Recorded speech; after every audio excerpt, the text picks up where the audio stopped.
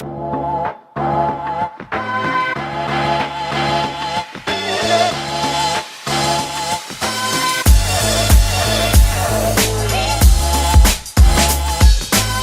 baby. Chiang Mai to Thailand to Medellin, Colombia. Hello and welcome to another episode of Life in White Noise with Dustin Deltor and me, Thomas Lornaviches. Welcome. Thank you for joining, Dustin, again. Yes. Happy to be here. I mean, we had to conquer our fears, right, to really be here. And fears of rejection, at least, or fears of shitty internet connection, or fears of just not knowing what to say on this podcast. So I think we showed up, and that's a very important first step. And today we're going to talk about fears. I remember from the last podcast. Yeah, man. I mean, I'll be honest with you. This is number 3, and I was actually pretty nervous when we were going to hit record today because, I don't know. It's just like we're 3 in, and let's face it, like we're going to keep going with this, and the nerves don't ever really go away. You just deal with them more, right? Yeah, I think the issue with creating stuff and just consistently putting out there, at least from me, was that, okay, let's say I did 10 blog posts and some of them did better than the others. And then you kind of reach a certain level of like, okay, my posts now averagely, on average, they get read by, let's say, 100 people. And then when you need to write your 11th post, 12th post, 13th post, you kind of start thinking like, oh, is this good enough to put it out there? And, is it going to get 100 reads, or is it going to get 1,000 reads? Is it even, worth publishing? And so at least for me, the more you do like creating stuff, the more you show up. I don't think fear ever goes away. It just stays there and constantly reminds you like, hey man, like you need to check if this thing is good enough, because otherwise you're gonna lose your edge, and you're gonna just, be this what's the word? Fizzling out artist. So I don't know about you, but the more you do, I think the more fears you start to get, because you achieve a certain level and you want to keep at that level, or even like go further. So I think we're doing good because it's our 3rd podcast. So we didn't really gave up to our fears and showed up today. So I think that's a very good thing. Yeah, absolutely. I'm happy you showed up. I'm happy I showed up. And, the thing about fear that I love so much is when you can control it, right? When you get the opportunity to, recognize a fear, right? And write it down or understand that it is there, that it exists. And then to knowingly face it and go after it. What you see on the other end is almost better than what it was before you actually face your fear. So you have your fear, and then you recognize that you are afraid of this. And then you're like, I'm not going to be afraid of this anymore. I'm going to like attack it straight on. And then when you're on the other side of already like conquering that fear, you have this sense of euphoria where you've actually been able to, you feel a lot better than when you thought passively about the fear. So for me, a big one for me that I conquered, at least in the past year, was traveling abroad. Was leaving the comfort of my own home. I'm 30 years old, and I've never left the United States. And I had no idea what I was getting myself into. I understood that I was in this bubble of comfort where literally if I wanted something, I could get it. And this comfort, English is my language. Everybody around me speaks English. It's good. It's comfortable. And then I'm like, I'm going to leave this country. I'm going to go to a country that barely knows English, and I'm going to see how I can survive in that realm. It was exciting. It was scary, especially when you fly and when you land, you have no idea.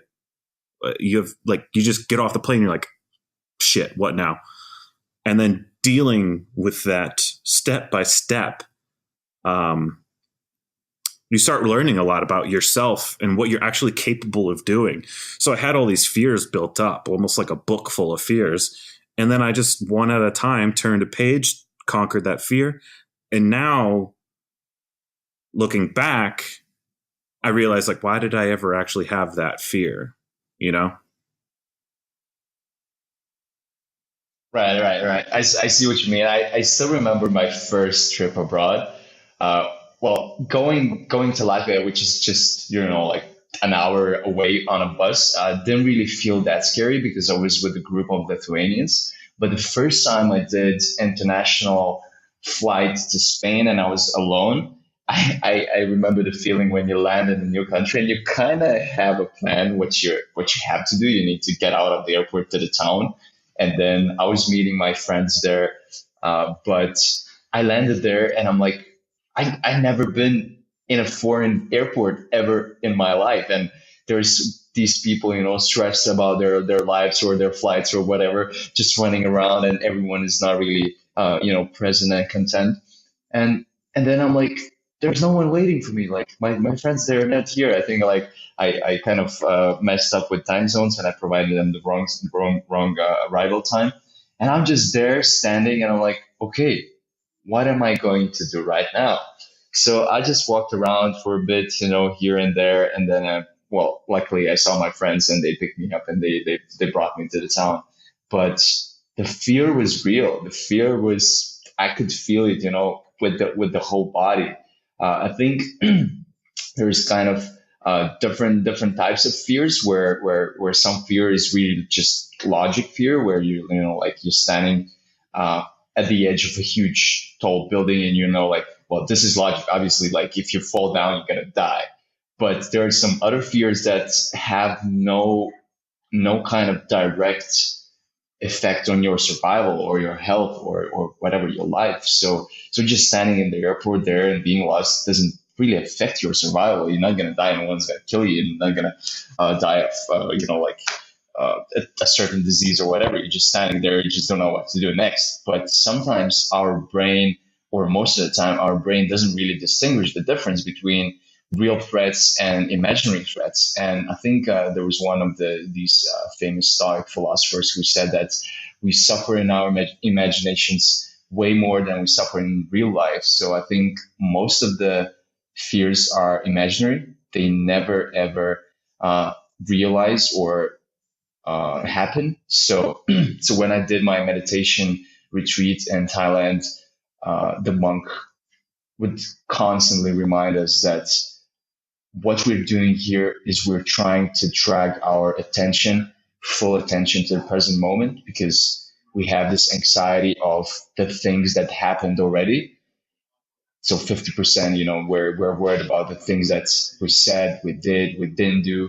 And then the rest of the stuff that creates this anxiety and the stress is just thinking about the things that could happen in the future. But all of these things are imaginary, and our brain is really good at creating all of these bad scenarios. I think all of us, we could be a horror movie, Steven Spielberg's or whatever, where we just constantly create all of these worst case scenarios in life that affect our lives. And yeah, I think you need to, as you say, like you need to acknowledge the fact that, okay, I feel this fear, but is it the real threat or is it imaginary? And then if it's a real threat, you need to take action. So obviously, if there's I don't know, a robbery going on in the street and you're exposed, you probably should run.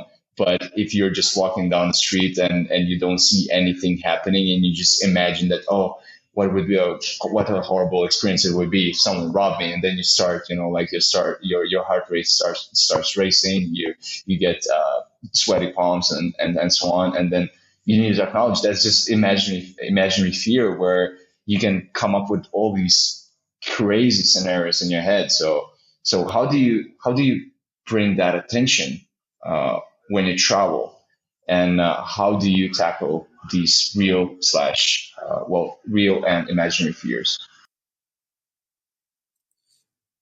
Yeah. So, I mean, it's a great point that there are different levels of fear, and the differences of, fear of life ending circumstances versus fear of the unknown, afraid of not knowing what's next, um, because we're a being of habit that we want to at least expect things or know how to react to the future. We're always sort of, looking at the future, and once it almost seems like there's this wall in front of us where we can no longer see anymore in the future. Like there's people who, go on vacation for a week and they plan every minute, every hour of their day, and up to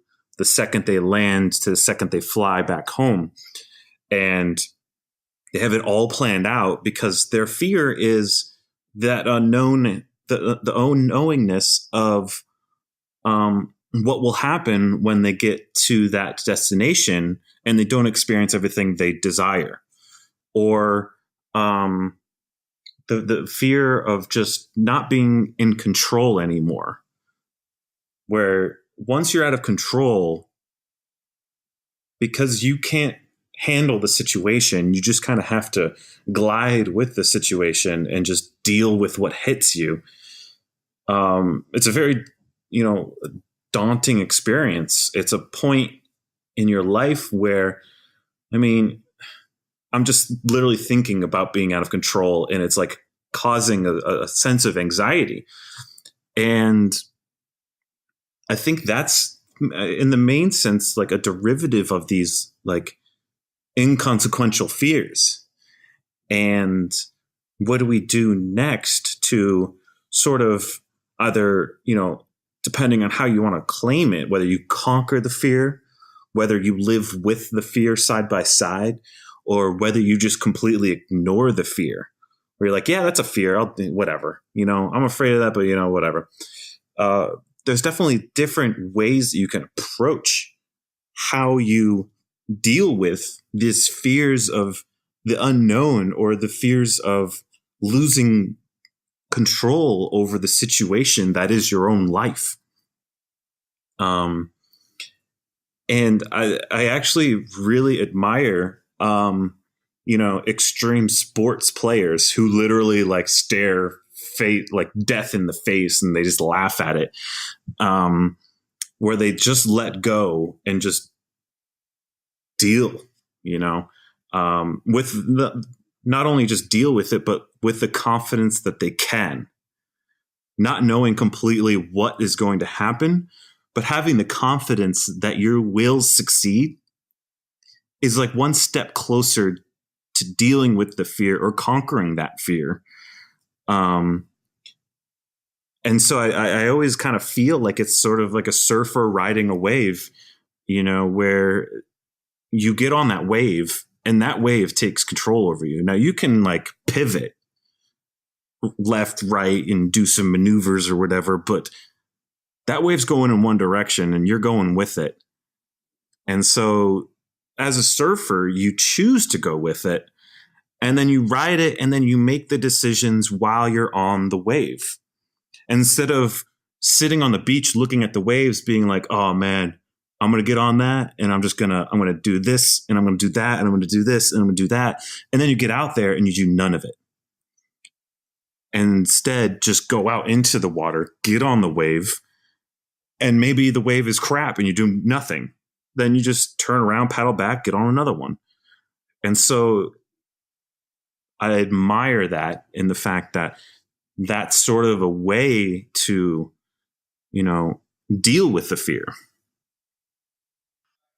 Yeah, I see what you mean, and it's good that you bring extreme athletes into this conversation, because I think we can use this as an example to break down why it is so effective. So I think obviously there's a factor of environment, there's a factor of timing, and you mentioned where they have this confidence of looking at the fear and laughing at it. So I think that would be affirmations, or like as you said, developed confidence, and obviously all of these three things help you combat fear in absolutely every situation. So environment is obviously, if you are on the beach, it's very dynamic, it's unpredictable, it's really wild. And other thing is that okay, you have your peers around you. So if it's like an official event or whatever, you have spectators, you have your coach, you have your team. You kind of trust that environment is going to help you push yourself to the limit. You got other trigger, which is timing. So once you're in the water and the wave comes, you have no time to wait. Otherwise, you're gonna miss the wave. Or if you're doing some extreme mountain biking or skiing or snowboarding, whatever that is, you gotta act in the moment. You gotta own that moment and make a decision. You cannot just say like, I'm just gonna postpone it until tomorrow and I'm gonna respond this email tomorrow. You cannot do that because your life is on the line. And then the third one was confidence, or I would say slash affirmations, where these athletes they develop this habit of just telling themselves that I can do this. I can do this. I've done this before. I'm going to do this better. And even if I fail, I'm going to stand up and I'm going to do this again. So I think these kind of three elements allow you to combat fear. So whether it's traveling or starting a business, writing a book, composing a song, you have these three elements: environment, timing, and confidence or affirmations that I think are very powerful tools that you can really influence. Well, you cannot really influence timing because once you're in there, you got to do it. But you can influence your environment and you can influence your internal monologue or the message you're telling yourself. So I think these three kind of things. I don't know if you see any other viable elements in fear management. Yeah, I mean, it's really hard to, um, manage the fears is a good way of putting it. But I can remember this one time last year because I was traveling so much, and this has been, I guess, not a known fear, but it was more of an anxiety that I had, and I didn't know why I had this anxiety of not necessarily flying, but catching my flight. So I had a point where from the second I check in and get my ticket online, like 24 hours before the flight or whatever, and from that time until I land or I'm in the air, I have this like constant anxiety of, do I leave in time? Am I going to hit traffic? How much time do I need to get through security, to get through customs? Do I have enough time to pack? And all of these different anxieties kind of sort of birthed this fear of flying or traveling in general. And then what happened was the more and more I did it, not necessarily throughout my life, but when I was closing the gap between flights. So I'm talking every month I'm flying, or a month and then a week. And then, the consistency, the buildup of continuously doing it at a closer time span definitely changed my outlook on things, almost to the point where it was Zen-like, to a point where I've practiced my traveling abilities to get to an airport. And understand what it takes to go through these processes in a closer time span, I was able to almost forget my fear altogether. And it was crazy. I remember it like it was yesterday. When I was flying from Lisbon to Gran Canaria, right before the Nomad cruise, I was all prepared the night before. I still had all my stuff laid out all over my bedroom, and I was all prepared. I knew my flight was at 1 p.m. and I was going to leave at, I think it was like 10 or something. I was going to leave like crazy early, take the train in.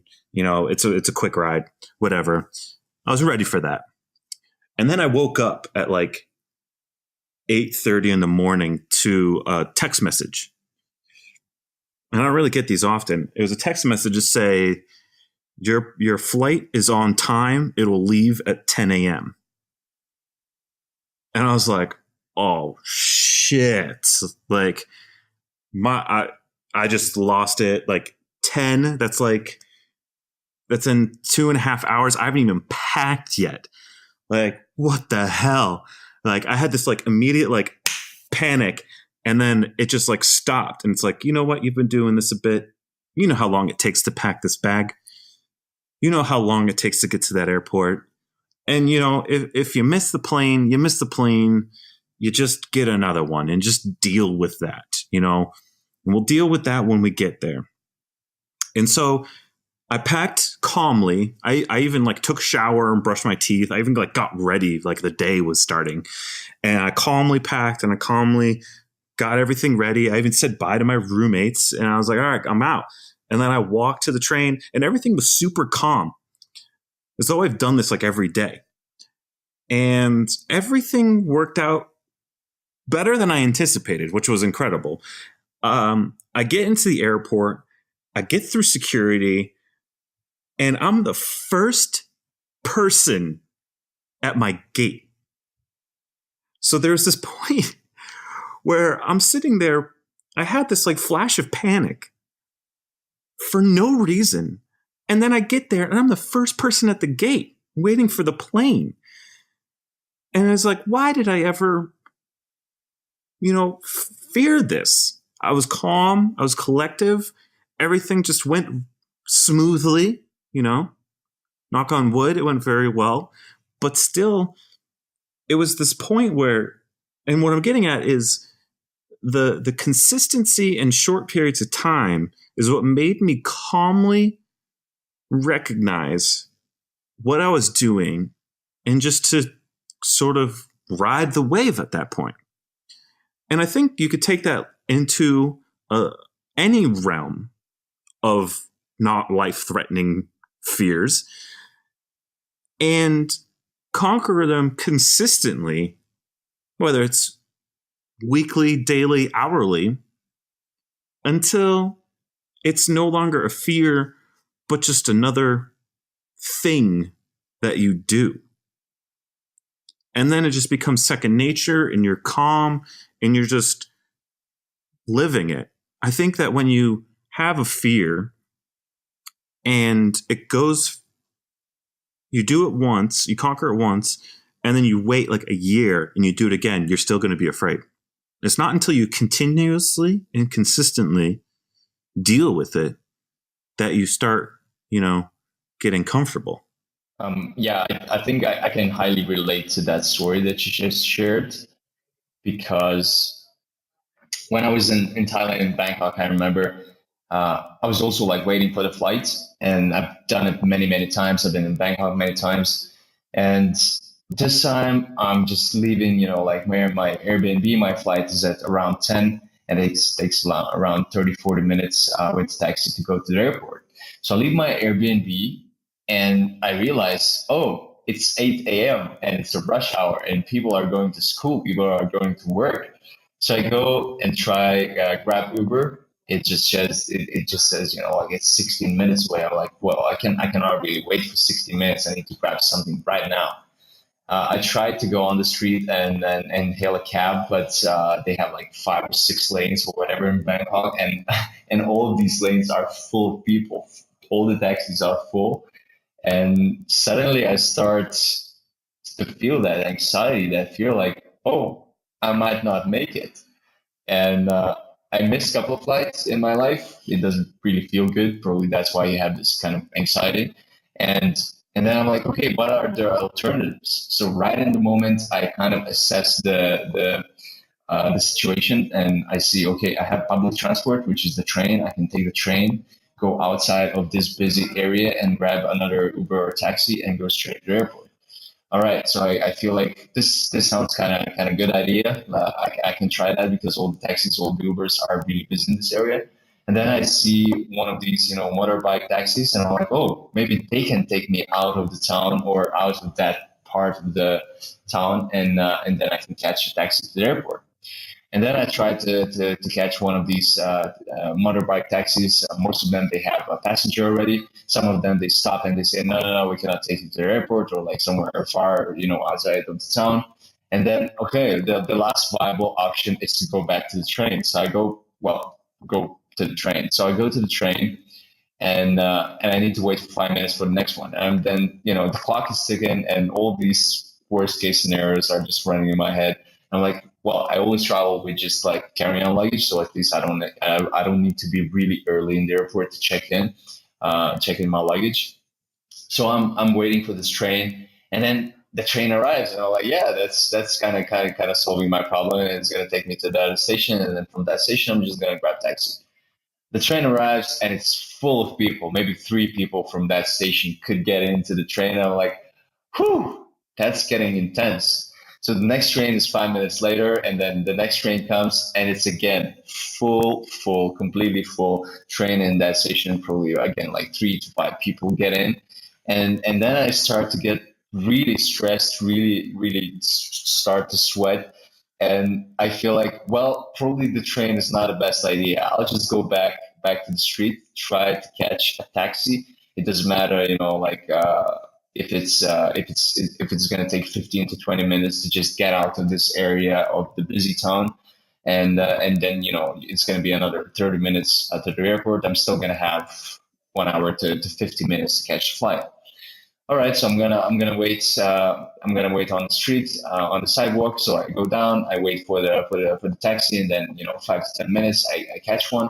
I tell him I need to go to the airport as soon as possible, and then he asks which one. Obviously, there are different airports, so I tell him Don Muang, which is the international kind of cheap Air Asia airline hub. And he says, okay, I can take you there, and ask how long he's going to take. He's like, 40 minutes, 30 to 40 minutes. I'm like, oh, all right. I'm still going to have around 50 minutes to catch a flight. So I jumped into the taxi. He didn't speak English that well. So he tried to tell me something, but I don't speak Thai. So once I got into the car, we just slowly, moving with the traffic. And then we got out of the traffic jam, and we were on the road. I'm like, yes, I think I'm gonna make it. And then he looks at me again and says like something, again in Thai, and then he points to the gas station, and he's like, I'm out of gas. And then I realized like, oh, this guy, that's what he was trying to say. He was out of gas because he's gonna take me all the way to the airport. And then I started, like getting really stressed, not really angry, but really stressed. And I'm like, yeah, okay, let's just go to the gas station, make it quick, and let's go to the airport. So we go to this gas station. It's just not normal gas station. It's a taxi gas station. So you see like 10 cars waiting in the queue to get the gas, and I'm like, oh my goodness, this is gonna take an hour to get the gas filled. And then he's like, no, no, 5 minutes, 5 minutes, it's all right. And then we wait for 16 minutes, and I'm freaking out. And then this guy, like completely calm, just like living the moment. He's like, "What time is your flight?" Just pointing at my watch. So I type my takeoff time on my phone, and I show him, and he's like, "Ah, it's okay, it's okay. We're gonna make it." So luckily, like we got the gas, and we still had some time to get to the airport. And then I'm sitting there completely controlless. And I did one thing. I'm like, okay, what is the worst thing that can happen? And then, yeah, you just catch another flights, and you just kind of lose some money. And but there's nothing that's gonna change your life, or threaten your life, or alter your lifestyle. So in that moment, I just accepted. Well, I'm just if I miss the flight, I'm just gonna take another one. And then suddenly, I take like a couple of deep breaths, and I'm sitting there. I'm like, I cannot do absolutely anything right now, so I'm just gonna sit here and stop worrying. And that's what I did. So he was driving quite fast at the airport, and it took 25 or 30 minutes. I got there, and as you said, I was just acting calm. Like I didn't rush. I didn't try to run, like to make it to through the security and then run to the gate. I was like, if I miss it, I miss it. It's all right. So so I highly, highly relate to that story you shared, and thank you for sharing that. And I think acknowledging the fact that you feel the fear, and then kind of taking a uh, step ahead, and kind of thinking, what is the worst that can happen, or like, what can I do right now in this moment that can help me to combat this fear? And I don't know if you watched the movie The Bridge of Spies, I believe, with Tom Hanks, where he was talking to this Russian spy, and this Russian spy was always very calm when Americans caught him and tried to like extract the information he had. This guy was always just saying like, like the agent that Tom Hanks was playing, he would ask him like, why are you not worried? Why are you so calm? And the Russian spy would always respond, "Would that help?" So I think your story and my experience kind of illustrates that point. Like, when you're completely not in control of what you can do to change that thing, ask yourself, well, worrying and stressing out about it is going to help in that situation. Absolutely. I always relate to this one quote. And actually, the first time I heard it was in the movie Van Wilder with Ryan Reynolds, but it was actually quoted from an actual author prior to. They said, "Worrying is like a rocking chair. It gives you something to do, but it doesn't get you anywhere." And I completely relate with that. And the point that if you're just like terrified of what's going on in the current situation, and you're just worrying and worrying and worrying, you got to acknowledge the fact that like this worrying, as I sit here and worry, is this accomplishing anything? Is this ticking off anything on my to-do list for today? Is me sitting here concerned of a future fact that I have no control over getting anything done? And then once you have that acknowledgement and that self-awareness, then you realize that, just pause it, mute it, silence it, quiet it down just a little. And then recognize yourself in the current situation where this fear is trying to take over something, like a part of you that feels like, I don't know how to put it, but it's taking control of something that doesn't matter. And when you take back the control, you can control this one thing. When you're controlless over this current scenario you're living in, but what you do have control over is how you react to that scenario. And then you can start thinking, oh, wait, I feel helpless. I feel like I can't do anything. Well, that feeling is the one thing that you can control. So why don't you take that one thing you can control and control it? And so looking back at these stories, and then even potentially looking into other scenarios beyond our, calmness of missing a flight, look at the successful people in our world right now. And look how much control that they actually have. Now you look at these like CEOs, or you look at these action sports superstars, or you look at these, famous actors or actresses, and you really evaluate their lives. Point at a CEO, right? A CEO of a company of 1,000 people. Do you think he has 100% control over that company? Chances are he doesn't. His job is to shine down confidence and project the direction that this company is going, and make sure that everyone is in line with that direction, and then unleash the control to your trusted subordinates to make sure that your vision is, comes to fruition. So the most powerful CEOs have the most perfected guidance for a company. And because of their guidance, because of how pinpoint accurate their guidance is, everybody can help in the way that they can, and then push the company forward. So there's one thing the CEO knows that they can control: the direction, the guidance, the mission. And then they unleash 99% of the control onto everybody else in the company to make sure that that happens.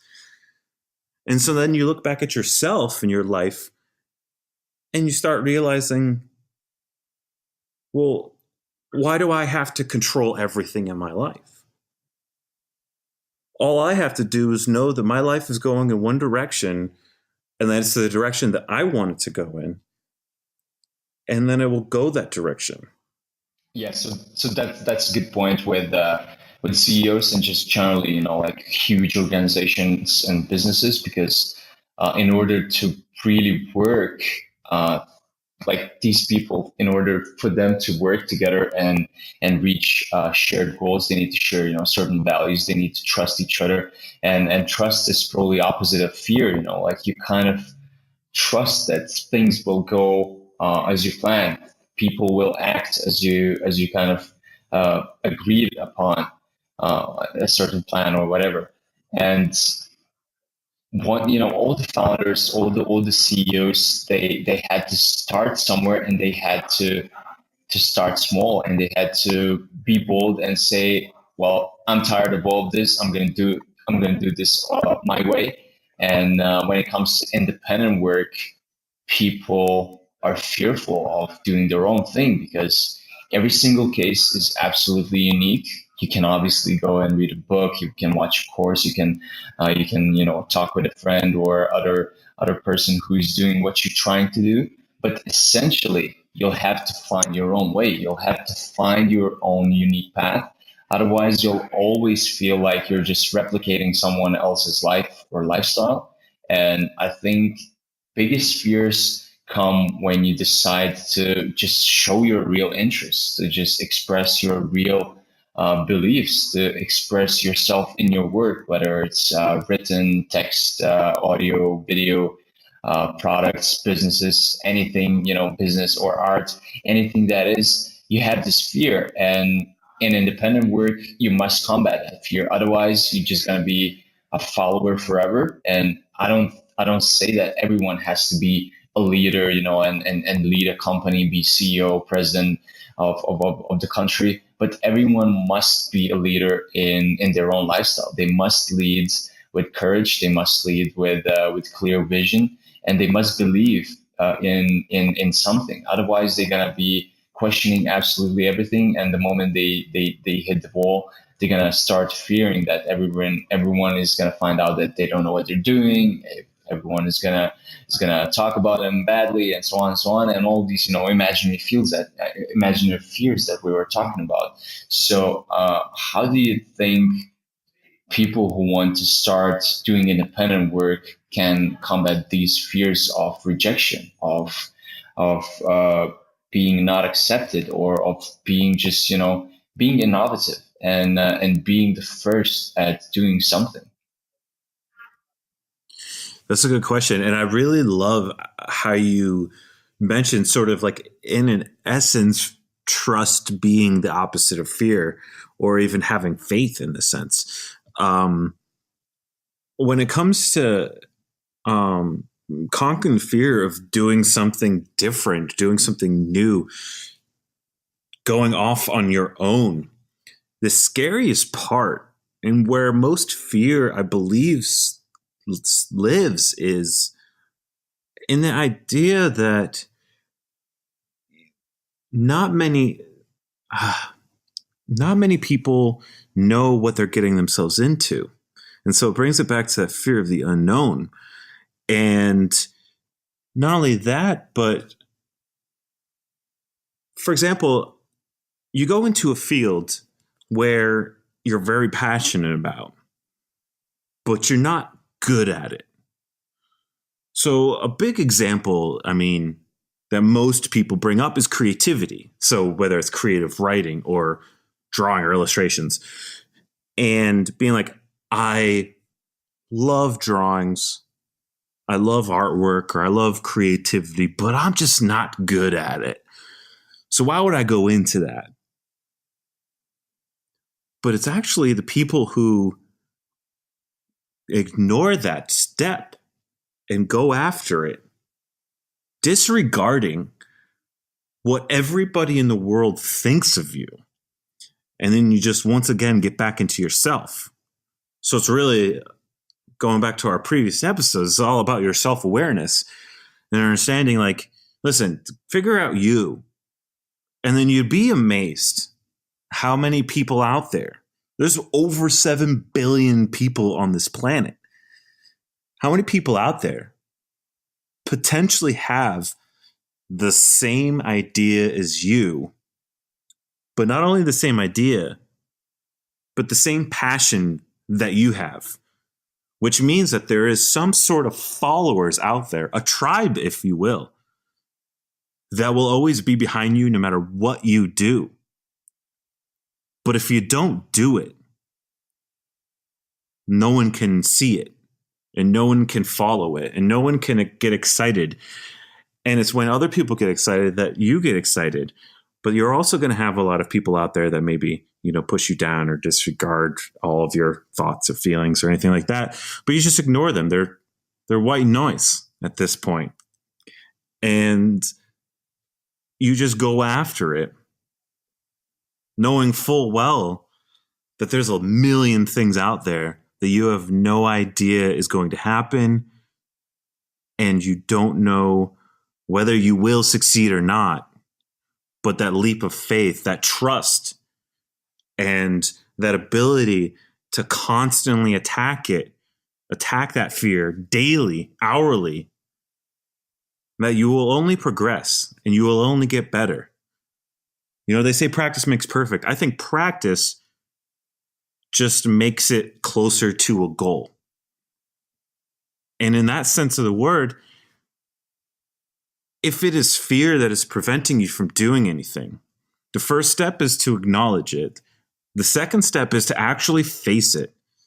And the third step being continuously, consistently face that fear until it becomes your own and you own it and you can manipulate it in every which way. And then bring that into your passion or your independent work that you may be afraid to get into. You keep doing it every day, the fear's going to go away. And all of a sudden, something very special, something magnificent is going to blossom beyond what you ever anticipated. And at that moment, you'll realize that after you conquered that fear, that the most spectacular thing in your life has happened. And that's the fight to the finish line of doing what you want to do regardless of your fears.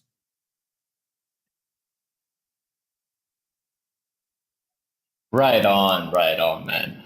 And I think you can even train train yourself to use fear as a trigger or as an indicator of whether, or even as an evaluation of your ideas, and kind of evaluate in a sense where, okay, how do I feel about doing this? And then if you just feel like, it's a bit scary, like it's not a big deal, I can probably do it.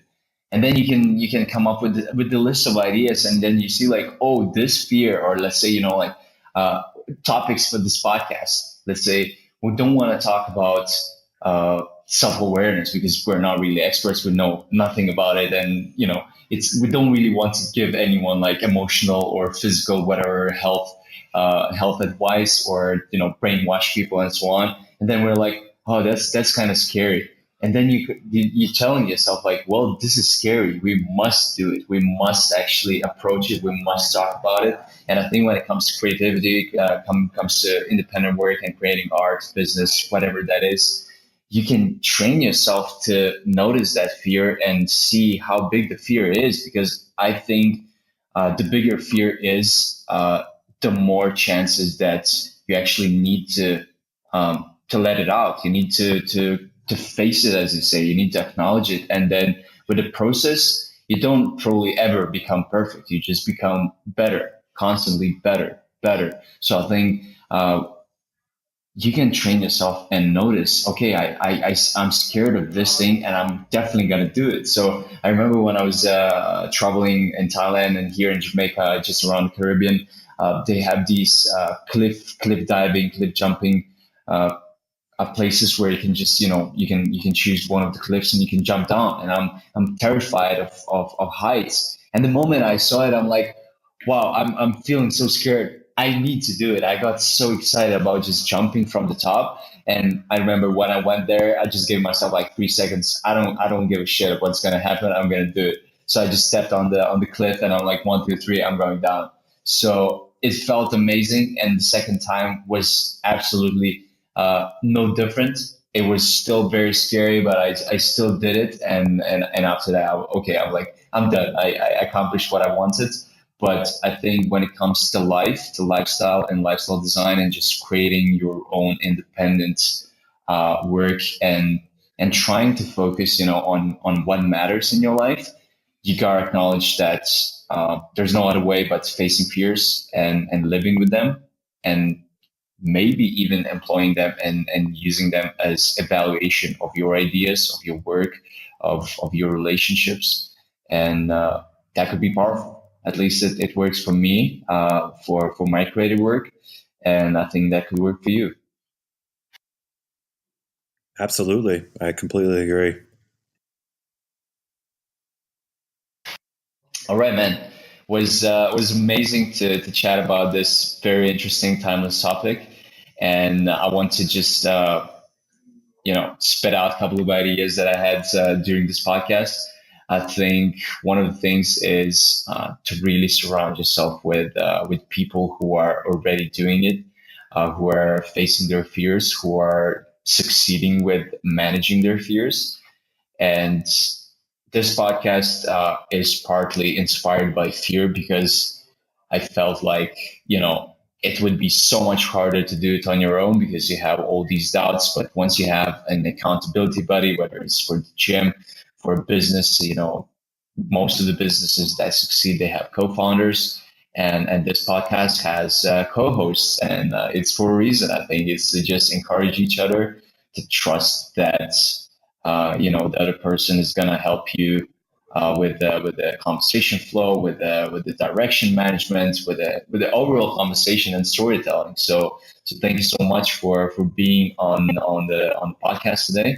And I think these are my last kind of thoughts on fear management. Just as they say, just do it. Just do it. Yeah, dude, I couldn't agree more. And I absolutely believe in a support system. It's so powerful, and I can't harp this enough of you and where we've come from since the first time we met, which was literally online, and how far we've come to this podcast. And then not only that, but to have somebody there that is aligned with you in some sort of way. And that kind of wants me to talk more about it in the sense of mentorship and potentially even the masterminds and the power behind them, and getting a collective thought behind something so that when you do go out it on your own, you're not alone. Though you're doing it and acting on it alone, there's a unbelievable support system in almost anything you can possibly imagine. And you got to immerse yourself in that support system, get a mentor, join a mastermind of sorts, and then move along with the group of people so that you're not alone. Because feeling alone is devastating. And I pray no one ever has to have those feelings.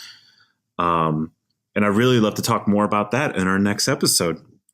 And also, my last thought is, if anybody is listening out there, and we're not just talking to the wind, and they want to talk more about any of the topics that we've talked about on this podcast, I'd love for you to reach out to me on any of the social media platforms that I'm on. And I would be happy to talk more about any of these topics, because these are definitely very passionate in my mind. And I love talking about them, and I could talk about them with anybody. And that's my final thought. Absolutely. Reach out to either Dustin or me. I'm more than happy to discuss your ideas, your fears, your doubts, and give you some examples from my work, or connect you with the right person. And I think sometimes all you need is just a little encouragement from someone you trust, someone you know, or just even a stranger. Just ask a question on the street, like, what do you think about this idea? I was thinking about building a business or starting a podcast or whatever. And, sometimes just a single yes, or like, that sounds promising, or you should do it. Maybe you should try it at least. I think these words can do wonders. And we're here to support each other. We're all on the same journey to independent work, and we're not privileged to absolutely anything. And I would be more than happy and fulfilled to help anyone I can. So thank you very much for listening today. And I'm excited to talk about mentorship in the next episode. Absolutely. Thanks so much. Thank you, Thomas, and have a good one.